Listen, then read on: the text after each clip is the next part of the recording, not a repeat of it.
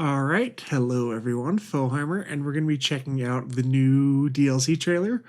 They actually just barely released, well, they released it this morning, but we didn't have a name for it until now, so it's called the Omens of Destruction. I have not checked it out, I have not looked at anything yet, so we're going to experience everything at the same time. So let's watch this trailer and we'll kind of go through it afterwards.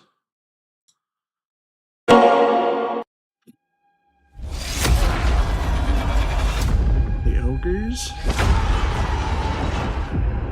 Oh, the Empire. That's interesting.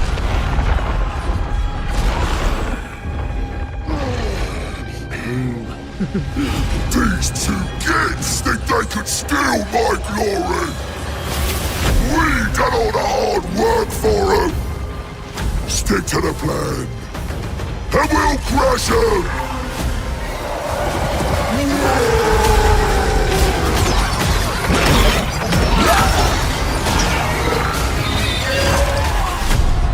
These skulls are mine!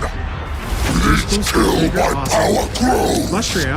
Khorne shall have his tribute, but the worthy are mine to reap!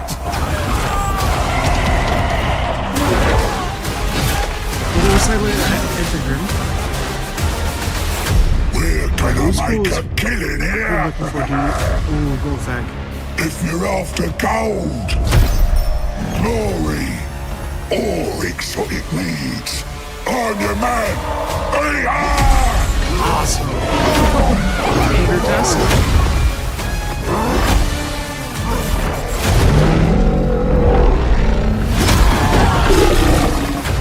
Colossal squid, that's great.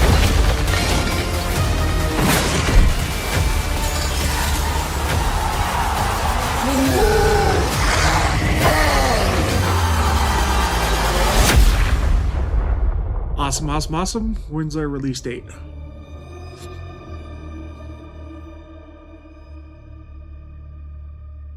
I guess the trailer's not going to show it.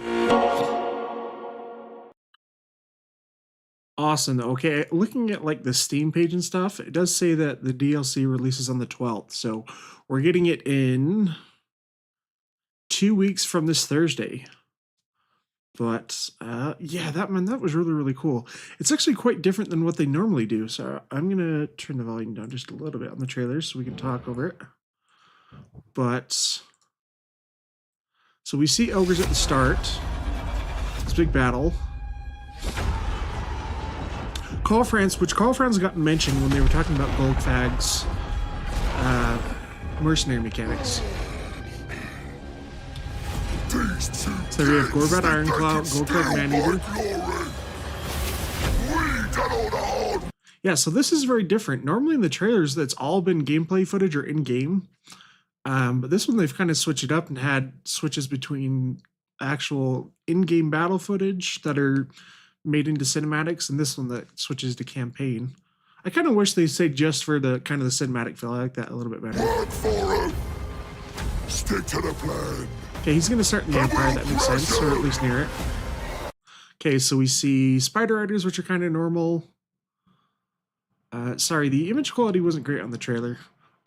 This is the Ragnarok Spider. I think it's called a Web Flinger in the army book for the Greenskins, but it's basically a Ragnarok Spider with a catapult on it. We don't get to see it in action, I don't think, but so that's a new variant. That's pretty cool. Empire Knights. Ooh, Squid Mailers! I didn't see those in the first time, so these are really cool units, guys. If you guys know, like, that Goblin Fanatics, they have big balls and chains that they swing around into the enemy. So instead of having, like, these chained balls, they have two squigs that are chained together, and they kind of whirl around and go into like this tornado of destruction, which I'm really happy we got these. I was looking forward to getting stuff like this. Awesome. So the Spider Riders, I don't know if it's a new unit though. Yeah, so there we get Uskul Skulltaker. Really cool character. He's a hunter of champions. And so he's going to start in Lustria. We already kind of got that leaked when they showed the rework for the Skull Throne mechanic. It showed him starting over here kind of north of Gorok and Itza. Power grows. Khorne shall have his tribute, but the worthy So there's the slaughter are brute. mine to reap. So let's see if we can catch any other units. Okay, I'm not sure if these are Wrathmongers or Skull Reapers. I can never remember the difference between the two. But these are mortal followers of Khorne that basically wield these axes, or it looks like they're almost like Maquito. That was a Aztec weapon that was like obsidian on the sides. It looks really, really similar to that, like a great weapon like that. But yeah, we got the skull cannon, bloodletters. Yeah, we can. Oh, there's our Khorne Gores. They're going to be. Oh, they're great weapons. I wonder if there's going to be more than one variant. But once we check out the blog post and Steam and stuff, we'll see that later on. Oh, let's see. I did see Silent Advergrim. Gold Fag. Maybe we'll see him again later. So he starts in Norse guy. Glory. All exotic meat. Oh, wait. Is that just a man-eater behind him? That's Bragg the Gutsman. So if you guys don't know, I'll bring a picture of him up afterwards, but that is a legendary hero.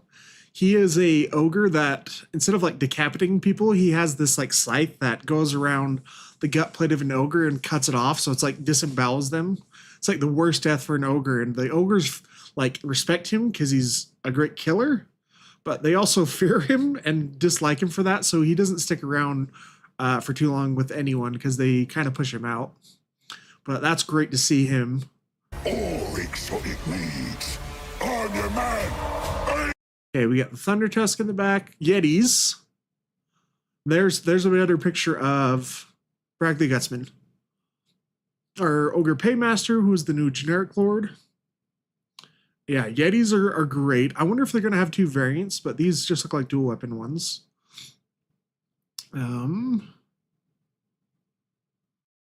Can't really tell what these guys are right there. They kind of look like man-eaters, but the gut plate's really big, so I wonder if they're a new variant or something. But yeah, I think the biggest reveals right there. Yetis, we knew were coming. Thunder Tusk, they showed off before. Bragg the Gutsman had not been confirmed, so that is brand new information right there.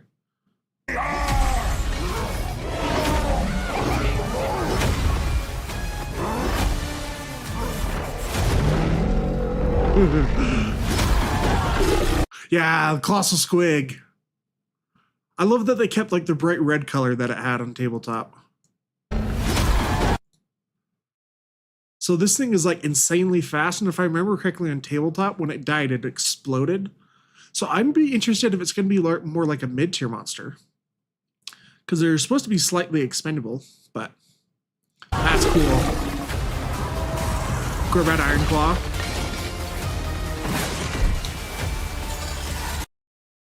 Using a Empire Rapier as a a toothpick, that's pretty cool.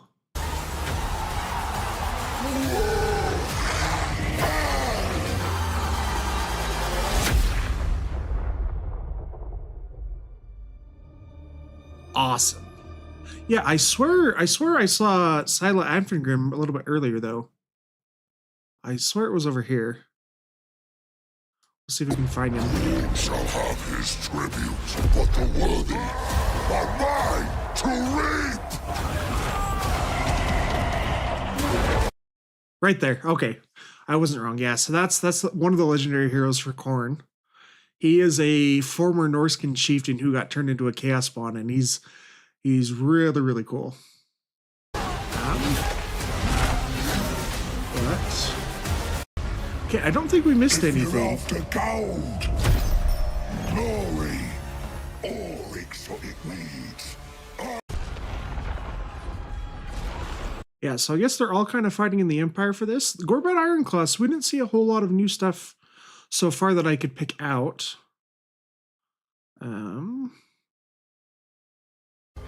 So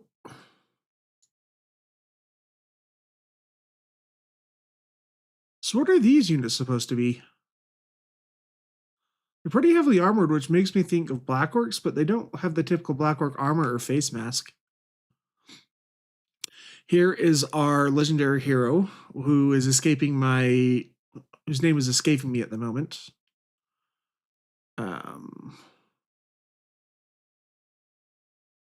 We'll cover it later. It'll show up in the blog post, I'm sure. Yeah, the new Ragnarok Spider variant, which I'm okay with. From what we'd been revealed for the greenskins up until now, I wasn't super impressed by the unit choice, which that looks like that may continue with that sentiment, but we'll see once we actually look through the info a little bit more. Stick to the plan. These Empire Knights just coming in. All right, so we know that Gorbad Ironclaw is probably going to start near the Empire. Golfag is probably going to start somewhere in Norska. And Usko Soultaker will start in Lustria. Which that's exciting. That'll be nice to have lots of new varied positions. But yeah. So we are getting the DLC on the 12th of December, so just over 2 weeks. 2 weeks from this Thursday. But, Seraphim, how you doing? Night Dreamer, how are you guys doing? Rogue Kaiser? Yeah, we're getting some end time units. So, actually looking through this, though, so talking about the next DLC. So like with Thrones of Decay, the DLC will be split up into 3 options if you only want to buy one of the lords. Or they usually offer a slight discount if you buy all 3, but... So, let's look at Khorne first since he's the start. Usko Soultaker. So he is Khorne's champion, and he's a champion hunter. He likes to fight the best champions and take their skulls once he's killed them. So talking about campaign features. Okay, so Cloak of Skulls. Soultaker must seek out and defeat powerful enemy lords across the heroic pantheon of Warhammer world. With each skull added to his cloak, powerful new abilities and traits can be earned and upgraded. So this is kind of what we expected. They kind of described it as a power fantasy where you gradually just snowball as you defeat more lords. He just becomes more powerful with each skull you take. So we kind of expect him to be a duelist. His Cloak of Skulls passive grants increased spell resistance and ward save the more he kills. Okay, that's really good. The spell resist isn't a huge deal because Khorne already has a lot of spell resist, but I guess it just makes him harder to kill. He'll already be really tough in melee with the ward save, but you're probably going to have to shoot him to death because spells aren't going to do a whole lot. Okay, new characters and units. So we should be able to see exactly what all of the Khorne units are. So we know we're getting the 2 legendary heroes, Skarbradwath, who came in the end times, and Scylla Anfengrim, who is, I think, comes all the way back from like 6th edition for the Warriors of Chaos. But for units, Bloodspeaker is our generic lord, who's sort of like the lord level cultist of Khorne, I guess. The Slaughter Brute is the big monster that we've seen already. Blood Beasts. Okay, this is new. We have not been teased about these before. Wrathmongers, Skull Reapers are both end times units. Those are kind of ones I pointed out in the trailer. One uses axes on chains, and then it looks like the other one had the Maqueedle. So it's like the big great sword that has the serrated edges. And Khorngors, which we saw, which it looks like they were going to be great weapon variants. We'll look through the Steam thing after this, I mean. And we'll see if we can get better pictures of those. Well, let's actually do it right now. I have the Steam page open. So let's bring up Usko Soultaker. Let's see if we get any more pictures. Doesn't look like it for those. Yeah, and it doesn't picture these in great detail, so yeah, we'll have to find those afterwards. But moving on to the greenskins, Gorbad Ironclaw. Really, really cool character. He is probably the most successful greenskin ever. He almost destroyed the Empire. He destroyed the province of Solent. And he barely got stopped when the Elector Count died in the process of stabbing him with the Rune Fang, which he kind of took with him. It was stuck in him when he retreated from the battlefield. He was never confirmed dead in the lore. Games Workshop left the possibility for him to come back open, which we're kind of seeing the fulfillment of in Total War. So he's really unique because he's a great tactician, which the Greenskins aren't good at because they just like to fight. They don't have the patience for it, but he's very, very tactical. He's a very good commander. So unique amongst his race due to his rare mix of brain and brawn, he's become an inspiration amongst his kind for invasions done proper.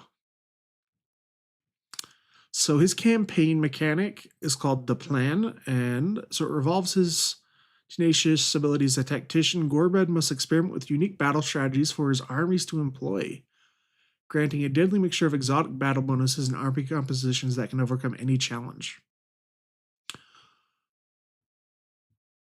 So when it says experiment with unique battle strategies, I hope maybe that means like something he'll get incentives, maybe like missions to use a certain amount of units for a certain amount of battles, or to have certain army compositions. But he's known for utilizing like every single greenskin unit to their best possibility. And for him in battle, so he rides on top of his fierce warbird Narla. And if you guys don't know, I believe he is the orc that's pictured on the 8th edition Greenskins rulebook, because you have his little checkered axe and his warboar. But Snaggle, that's the legendary hero that I forgot the name of. So before we move on to that, though, so his battle ability is called the Great Leader, which activates when troops are in his vicinity, granting increased melee attack and defense. Makes sense. So the new units for the Greenskins. So yeah, there's the legendary hero Snaggler Gropspit, the Savage Orc Great Shaman, which we knew about before, Night Goblin Big Boss, which we got revealed before, the Black Orc Axe and Shield. They talked about this in the previous dev chat, and I'm really, really torn. I'm glad that we're getting more Black Orcs, but I would have been far more impressed if we actually got an accurate representation of what they're like on the tabletop. So if you guys don't know, on the tabletop, the Black Orcs had a rule called Armed to the Teeth, which allowed them to switch weapons between any phase of combat. So they could switch between like an axe and a shield. They could switch between dual choppas, which is dual axes, or a big choppa, which is their big great axe. And so you didn't have to give them a specific weapon before your game started. They could literally switch between every phase of combat, which made them amazing. So I'm a little disappointed we actually don't get that represented for them, and we're only going to get variants, but it might have been too difficult for Creative Assembly to implement it that way. But we'll be happy with the other stuff we got. So the Mangler Squigs, I'm really, really happy we got. They were the two squigs that are chained together in the mouth. They're basically like a what's the Looney Tunes character that does the tornado? Taz, the Tasmanian Devil. And then we're getting the Colossal Squig, which we covered a little bit. Yeah, I'm not sure exactly what role that's going to play. Like where it's going to fit in the tiers for Greenskin recruitment. I do expect it to probably be like tier 3 or 4. It should be a good monster, but it should, if they implemented its trait on tabletop where it exploded when it died, then it would make it slightly more expendable, but I don't know if we'll see that. We'll have to wait. So we're getting the Arachnoid Flinger, which that showed right there. So that is the Arachnoid variant. It has a catapult, basically.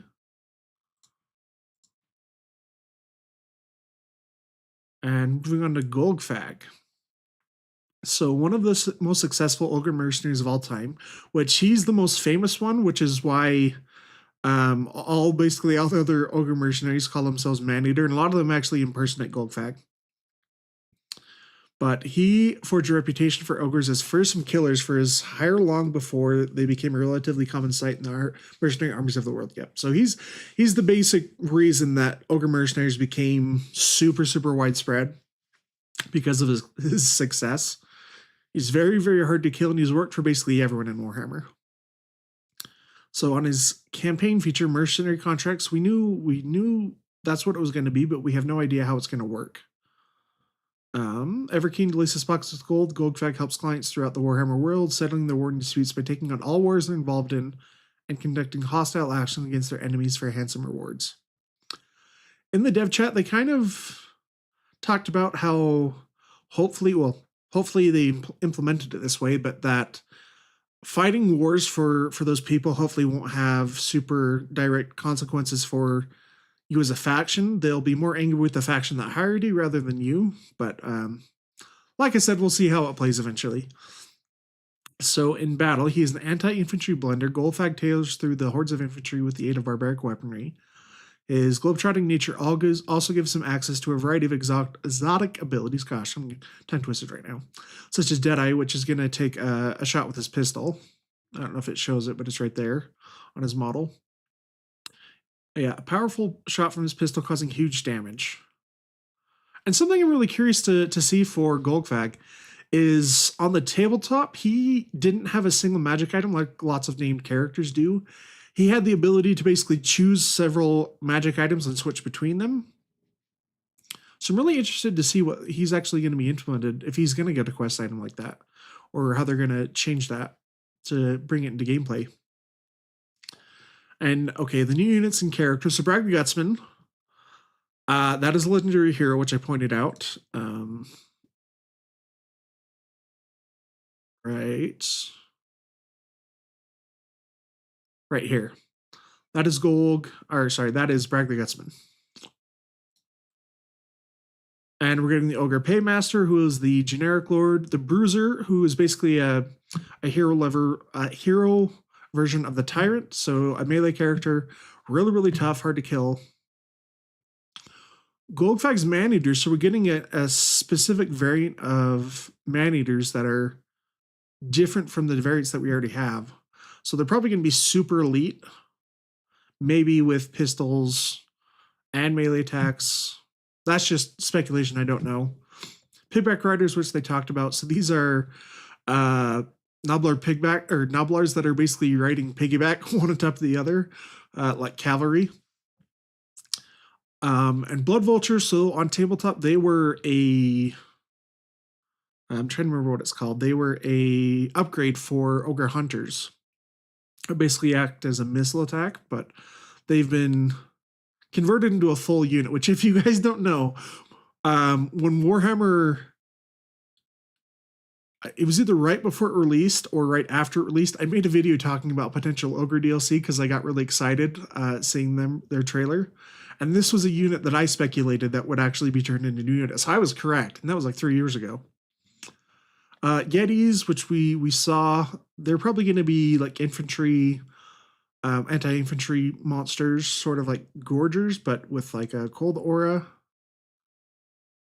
And the Thunder Tusk, which is like the Stonehorn, but it probably has a cold aura. It has a missile attack by itself, where it would basically shoot like an orb of ice that would freeze stuff. It's really cool.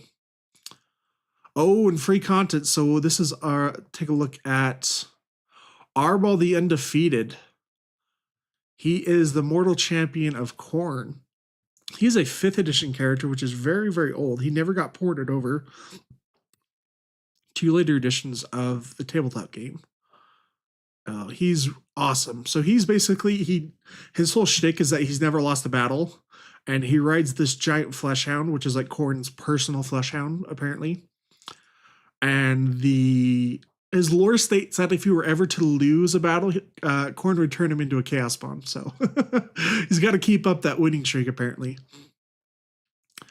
Okay, so Legendary Lord Arbol the Undefeated, the champion of Khorne, who has seen thousands fall beneath the crimson arc of his axe. Alongside this, a faction update will write for the Ogre Kingdoms, Khorne, and Orcs and Goblins, plus a suite of adjustments and bug fixes to improve the core game experience. Okay, awesome. So I already have the Steam page open. Let's see if there's anything unique on that.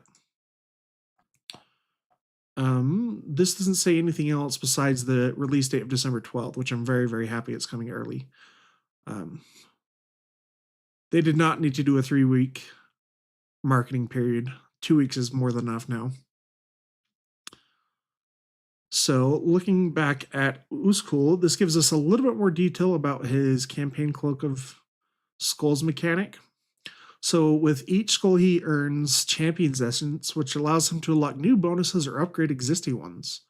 Oh, so that's cool. It's almost like an RPG mechanic for him, where along with the skill points you normally get that can upgrade his skills, this one's gonna be specific for him and his battle abilities, probably. Arbol starting Cathay. Oh, I would really like to see Arbol starting Cathay. That would be cool. Because in the lore, during the end times, he and Dekala, who is the Slaanesh Mortal Champion, are both sent to Ind and Koresh. Yeah, I maybe just Koresh, but I know they're Ind and Koresh to conquer those territories in the end times. So yeah, we already know about his playstyle. And for the Khorne units, okay, legendary lords for getting, we already know the heroes. The generic lord is the blood speaker. Okay. So it doesn't give us a whole lot more information besides a little bit, talking a little bit more about his Cloak of Skulls feature. Let's open up Golgfag. Ooh, see the Thunder Tusk in a little bit more of its glory in the Yetis. And Brag the Gutsman, there's a better picture of him. Yeah, so this is basically a scythe that's attached to a pole. And what he'll do is, oh, what's this? Are these? Oh, these are probably the blood beasts that were mentioned in the Khorne part. We didn't see a picture of them until now, so that's probably the blood beast. But he basically uses a scythe and he swings it around and gets behind the gut plate of an ogre and it disembowels them. So, which is like the worst way for an ogre to die. They hit, like, it's awful for them, and it scares the crap out of them. So like Brag the Gutsman is super feared, but they also don't like him for that, so they kick him out after he's used up, no longer become useful. But yeah, okay, these are the blood beasts. That's good to see for Khorne. We actually know what they look like now. And Golgfag, and okay, here are the Khorne Gores. I don't see Golgfag's man-eaters, but maybe that's where these guys right here were pictured. I'm going to guess these are Golgfag's man-eaters since they're listed as a unique unit. But he'll take any job, kill anyone, and steal anything as long as the price is right, and his loyalty is strictly for hire, lasting only as long as the deal does. So that's something that's really cool about his lore, actually, is that he's notoriously kind of an opportunist. He'll fight for you as long as you're paying the most, but as soon as your enemy offers more, he'll switch sides. And even if you do keep him and win the battle, he usually takes some stuff on his way out. He's sticky-fingered, which is kind of funny because one of his funny stories in the lore is that he fights for, well, he starts fighting against Ungrim, what's a greenskin war boss, but they have a disagreement and he rips his arm off and eats it. Then he goes and fights for Ungrim. But as they finish the battle and the battle is won, I think Golgfag like steals a bunch of ale or something or treasures from the from the dwarves, I mean, and then runs away. But then like 10 years later, when he's coming back through the area of Carrick-Cadrin, he gets captured by Ungrim with all of his party and like some greenskins that were already in Ungrim's prison, and Golgfag eats all of them except for one, his best mate. He eats only his leg. But Ungrim finds it so funny and is like so impressed that he ate literally the entirety of his prison that he releases Golgfag. So he's a really, really interesting character. So, looking at his campaign features, So we know he works for client factions, settling their warring disputes by taking all their wars. When a contract is signed, he must earn points by making acts of aggression against the enemy within a specified turn limit. And after reaching his target, the contract is complete, granting a payout and rewards such as meat, man-eater banners, and culture unique ancillaries. That's really, really cool. I'll be really excited. He's the Lord I'm looking forward to the most. So he signs contracts, and then he basically has to build up points. He has to not reputation. He is filling up points to fulfill his contract, and he has to do it within a turn limit. Yeah, I'll be really interested to see how that works out. But the banners and unique ancillaries sound really fun. And in battle, we already know they said he's going to be a infantry blender. He's a proficient anti-infantry killer. He cuts through foes like sharp knife through stale old order butter, but can also call upon deadly abilities such as Deadeye, in which he fires that's his pistol shot. And so for the new units, we are getting the Paymaster, Generic Lord, the Bruiser, Generic Hero, Gold-Flanked Man-Eaters, which is probably going to be an elite unit of Man-Eaters, and Pigback Riders, which we've seen, Blood Vultures, Yetis, and Thunder Tusks. So nothing specific, but we do know one of the regiments of renown is going to be the Ninja Ogre, who's like a quasi-hero. He's a single unit, but he's going to be super powerful instead of like a full unit of several models. Okay, and let's look at Gorbat Ironclaw now. There's the Colossal Squig. That's great. I really love they kept the coloring for it. That makes it look awesome. Okay. Trying to see if you can spot anything unique in the background of these pictures. Doesn't look like it. Oh, I can just switch over. Colossal Squig. Yeah, it doesn't. Okay, those are black orcs still in the back. So it looks like those are the regular ones, but I don't see any with shields. Maybe it's just hard to see. I can't really zoom in, but those might be the black orcs with shield. It's hard to tell. And on this one, Snaggle Grobspit, the new legendary hero. So for Gorbat Ironclaw, yeah, he's unique due to his remix of Rain and Brawn. He's an amazing tactician. So his campaign featured the plan. So he must experiment with unique battle strategies, such as matching different units in his army roster to unlock powerful synergistic bonuses such as abilities, attributes, and campaign perks. Each tactic can progress in level by completing challenges, encouraging creative army compositions, and rewarding strategic thinking. Okay. So matching different units in his army roster. I'm curious to see how that's actually going to work out mechanic wise, like how the UI is going to actually revolve around that. Yeah, he's going to be a great war bosses in general are really, really strong in combat. He'll be great. And he buffs units around him as well with more melee attack and defense. So for units, yeah, we're getting the Savage Orc Great Shaman as the Generic Lord, Night Goblin, Big Boss Hero, Black Orcs, the Shields, Mingler Squid, Colossal Squig, Ragnarok Spider with the Flinger, and the Bolt Thrower. This is one that we didn't see yet. So if you guys don't know, this is basically like it was called the Spear Checka originally, but they kind of changed it for name reasons, obviously. But it's basically like a big crossbow. So it's or a bolt thrower, I should say. And that's going to be an anti-large artillery piece that's probably available really early, like probably tier 1 or 2. They're notoriously inaccurate. So,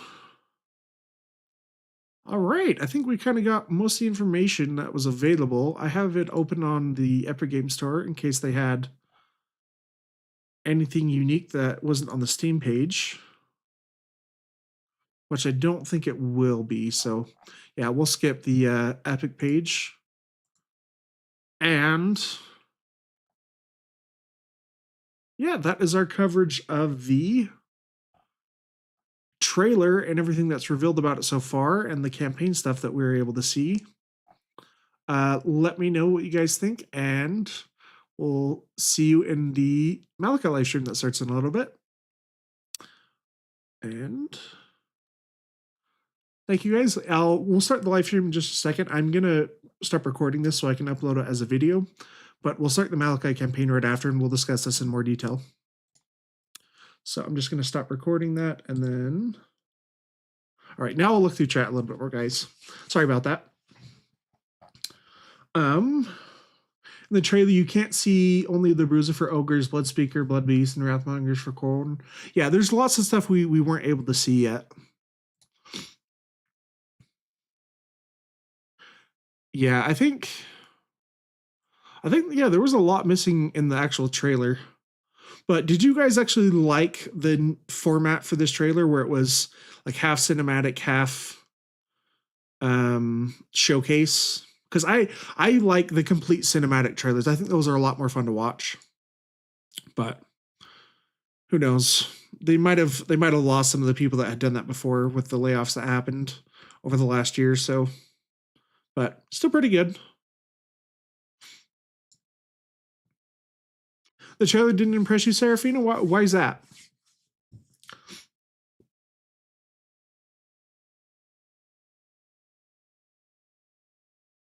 Yeah, Arbol the Undefeated, Lucius, sorry.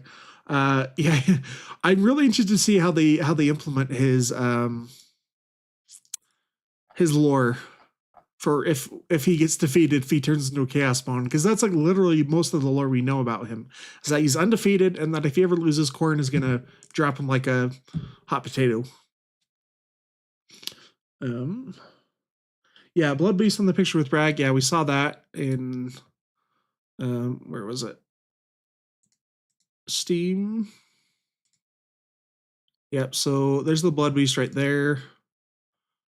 Pestigores we've already seen.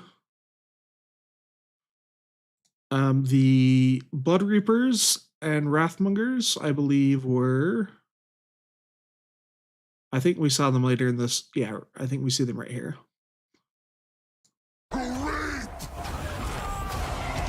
Okay, right there. So yeah, I don't remember which is which ones wield the axes and which ones kind of wield these great weapons. But I don't think we saw the other legendary hero for Khorne either, Scar Bloodwrath. Oh, I guess there was a Blood Beast that we didn't see before. Okay, yeah, there's the Blood Beast.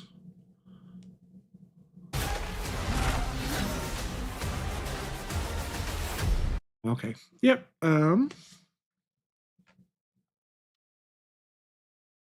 He came in ally from Malachi. Are you talking about Goldfag, Lucius?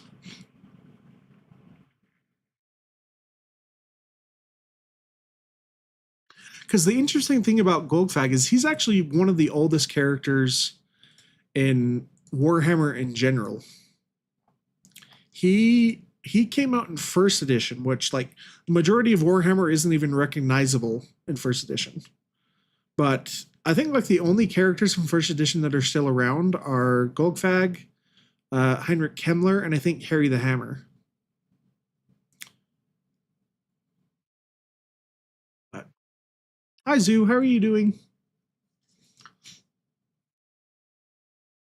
Yeah, you saw Carl and thought we might get some dialogue, which is something, if you guys didn't notice, Carl actually has a shield in the trailer. It's going to give us a better picture of it. Yeah, right there. So that's interesting to see that. Because he doesn't have that in game, and I don't think he's ever depicted in the lore of the shield either.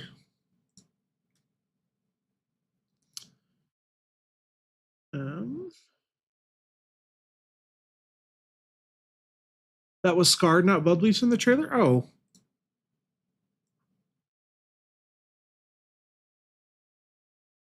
Where is he?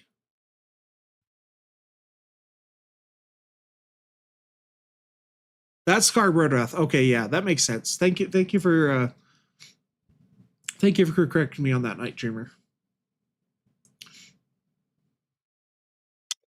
All right, though. So we'll finish with that, and we'll start the campaign for Malachi. I decided to do Malachi because I saw another streamer doing Call of France, so I kind of didn't want to do the same thing. Plus, I really enjoy the dwarves and Malachi, and his campaign is actually pretty hard since the AI recruitment changes. So what we're gonna do is I have the stream directed to the new stream as soon as I end it.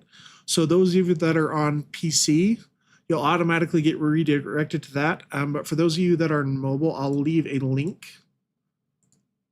for the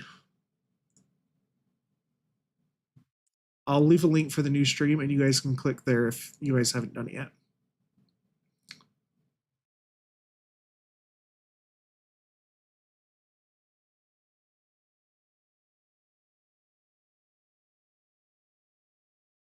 So there's a link to the new stream for the Malachi campaign, and we will go from there.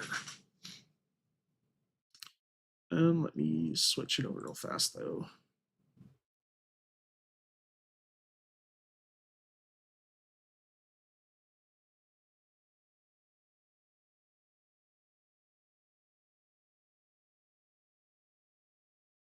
Okay.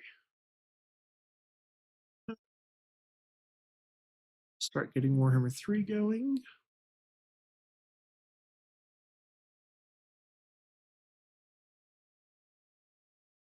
Okay, switch this over.